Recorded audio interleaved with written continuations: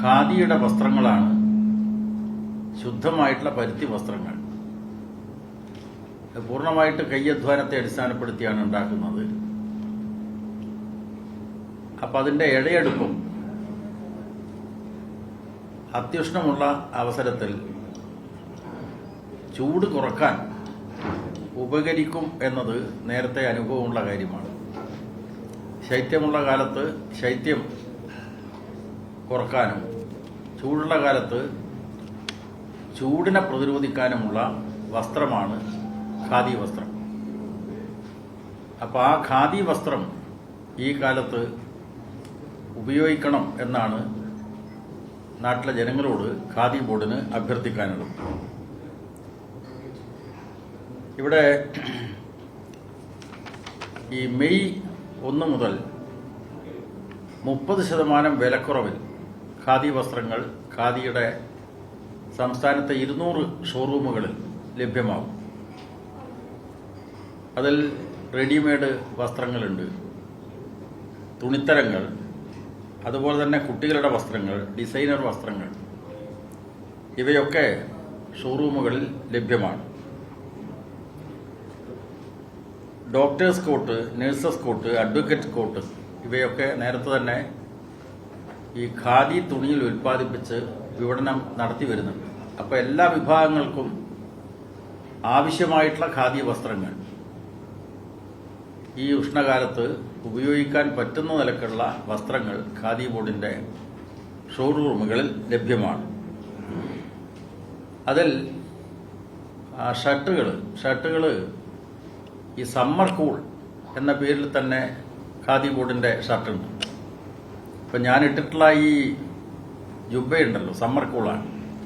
ഇതാണ് സമ്മർ കാലത്ത് തണുപ്പ് നൽകുന്ന ഒരു വസ്ത്രമാണ് ഈ സമ്മർ കൂൾ എന്ന പേരിൽ അറിയപ്പെടുന്നത്. അതുപോലെ തന്നെ മില്ലേനി, പാപ്പിലിയോ, കരുമാലൂർ സാരി, സുന്ദരിപ്പട്ട്, അനന്തപുരി സിൽക്ക്, പയ്യന്നൂർ പട്ട്, ചിതലിപ്പട്ട്, ഇങ്ങനെയുള്ള നിരവധി ബ്രാൻഡുകളിൽ ഉള്ള വസ്ത്രങ്ങൾ ഇക്കാലത്ത് ആളുകൾക്ക് ഉപയോഗിക്കാൻ പറ്റുന്ന വസ്ത്രങ്ങളാണ്. ഗവൺമെൻറ് ഉദ്യോഗസ്ഥന്മാർക്കാണെങ്കിൽ തവണ വ്യവസ്ഥയിൽ ലോണും കൊടുക്കും.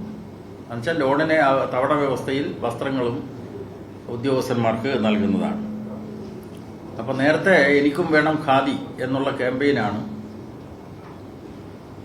വിൽപ്പനയുടെ ഭാഗമായി ബോർഡ് മുന്നോട്ട് വെച്ചിട്ടുള്ളത്.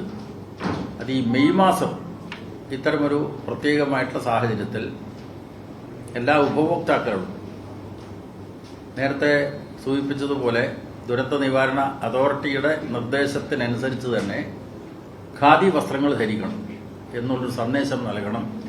അതിന് നമ്മുടെ നാട്ടിലെ എല്ലാ മാധ്യമങ്ങളുടെയും പിന്തുണ അഭ്യർത്ഥിക്കുകയാണ്. അത്തരമൊരു കാര്യം മാത്രമാണ് ഇന്നത്തെ വാർത്താ സമ്മേളനത്തിൽ പറയാനുള്ളത്.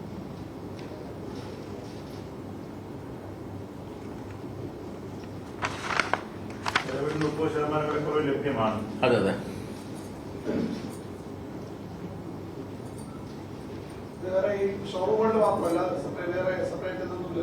അല്ല, ഓൺലൈനിലും പിന്നെ മാർക്കറ്റിംഗ് ഉണ്ട്. ഇപ്പം ഖാദി ബോർഡ് ഓൺലൈനിൽ ആവശ്യപ്പെട്ടാലും ഖാദി വസ്ത്രങ്ങൾ അത് കൊറിയർ സർവീസ് വഴി അയച്ചു കൊടുക്കുന്ന സംവിധാനമുണ്ട്.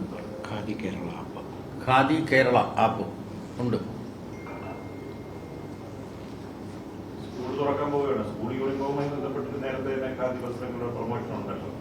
അല്ല, സ്കൂൾ വസ്ത്രങ്ങൾ അത് കൈത്തറി ആയിട്ടാണ് കൊടുക്കുന്നത്. കൈത്തറി സഹകരണ സംഘങ്ങൾക്കാണ് സർക്കാർ ഓർഡർ കൊടുക്കുന്നത്. അതേസമയം ഈ ഖാദിയുടെ വസ്ത്രങ്ങൾ അത് യൂണിഫോമായിട്ട് ഉപയോഗിക്കുന്ന ചില അൺഎയ്ഡഡ് സ്ഥാപനങ്ങൾ അവർ തുണി വാങ്ങിച്ചിട്ട് യൂണിഫോം തയ്ച്ച് കുട്ടികൾക്ക്, വിദ്യാർത്ഥികൾക്ക് കൊടുക്കുന്നുണ്ട്. അത് ഖാദി തുണി ഉപയോഗിക്കുന്നുണ്ട്. സർക്കാരിൻ്റെ സ്കീം കൈത്തറി സംഘങ്ങളെ സഹായിക്കുന്ന നിലക്കുള്ളതാണ്. മാത്രമല്ല, നമ്മളെ സംബന്ധിച്ചിടത്തോളം മറ്റ് ബ്രാൻഡുകളുമായിട്ട് മത്സരിക്കത്തക്ക തരത്തിലേക്ക് ഖാദി ഉയർത്തിക്കൊണ്ടുവരുന്നതിനുള്ള ശ്രമമാണ് നമ്മൾ നടത്തുന്നത്. ഒരു ഏതെങ്കിലും ഡിസ്കൗണ്ട് കൊടുത്ത് ചെയ്യുന്നതിന് പകരം ഇപ്പം institute of fashion technology Kerala, അതുപോലെ തന്നെ NIT, ഇവരുമായിട്ടെല്ലാം ടൈപ്പ് ഉണ്ട് നമുക്ക്. അപ്പോൾ ന്യൂ ജനറേഷൻ ആവശ്യമുള്ള ഡിസൈനർ ഡ്രസ്സസും നമ്മുടെ ഷോറൂമുകളിൽ ലഭ്യമാണ്.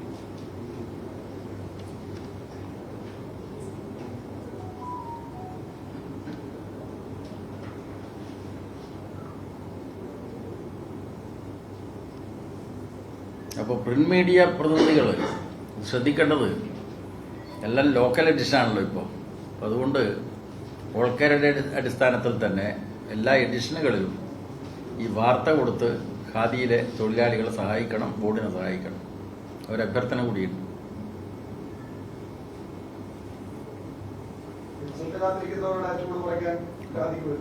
എങ്ങനെ? തീർച്ചയായിട്ടും എല്ലാവർക്കും നല്ല മനസ്ഥൈര്യത്തോടു കൂടി മെയ് 4-നെ അഭിമുഖീകരിക്കാൻ പറ്റുന്ന നിലക്കുള്ള വസ്ത്രമാണ് ഖാദി. നല്ല സമനിലയിൽ അല്ലെ, നല്ല മനോനിലയിൽ നമുക്ക് ആ റിസൾട്ടിനെ അഭിമുഖീകരിക്കാം.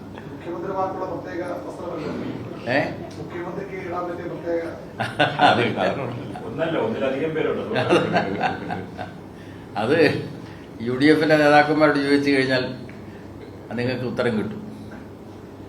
അതിനുള്ള വസ്ത്രം വേറെ നിർമ്മിക്കുന്നുണ്ട് എന്നാണ് കേൾക്കുന്നത്.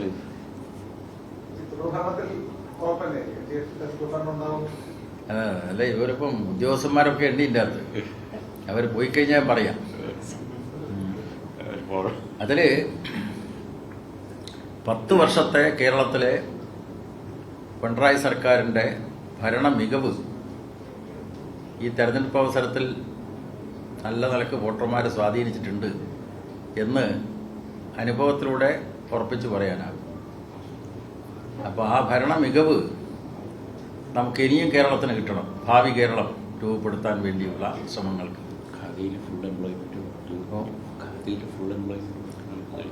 അപ്പോൾ ആ നിലക്ക് കേരളത്തിൽ ഒരു തുടർഭരണം ഉണ്ടാകും എന്ന് തന്നെയാണ് ഞാൻ ഉറപ്പിച്ച് പറയുന്നത്.